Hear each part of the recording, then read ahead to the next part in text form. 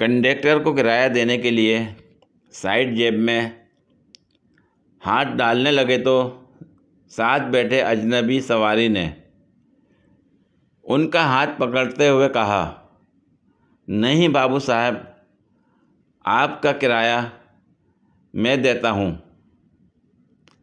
बाबू ने बहुत कहा कि वो अपना किराया खुद देगा, लेकिन अजनबी बहुत मेहरबान हो रहा था और उसका किराया कंडक्टर को दे दिया। अगले स्टॉप पर अजनबी बस से उतरा और बाबू किसी चीज़ को अपनी जेब से निकालने की गर्ज से हाथ ले गया तो सर थाम कर बैठ गया। उस अजनबी ने उसकी जेब साफ़ कर दी थी। दूसरे दिन बाबू साहब ने उस चोर को बाज़ार में पकड़ा तो वो चोर बाबू को गले लगाकर रोने लगा,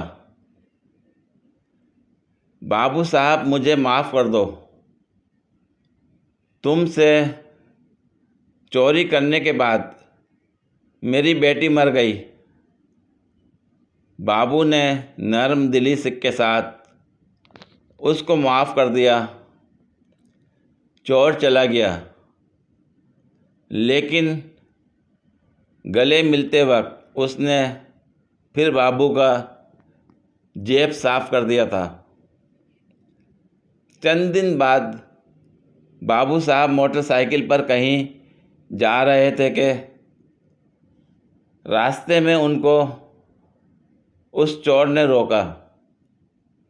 चोर ने रोते हुए बाबू साहब से माफ़ी मांगी। बाबू को उसके सारे पैसे भी लौटा दिए और पास दुकान में ले जाकर पेप्सी पिलाने के बाद चला गया। बाबू खुशी खुशी जब अपनी मोटरसाइकिल के पास आया तो देखा कि इस बार चोर उसकी मोटरसाइकिल ले गया था।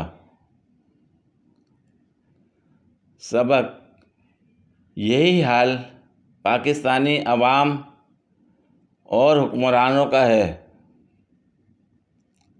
अवाम बार बार उन पर एतमाद करते हैं और हुक्मरान हर बार उन्हें नए तरीके से लूटते हैं। हाँ, ये बड़ी अच्छी बात कही आप। पूरी वीडियो देखने के लिए शुक्रिया।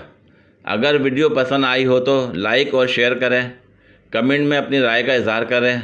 मज़ीद वीडियोस के लिए मेरे चैनल को सब्सक्राइब करें। शुक्रिया।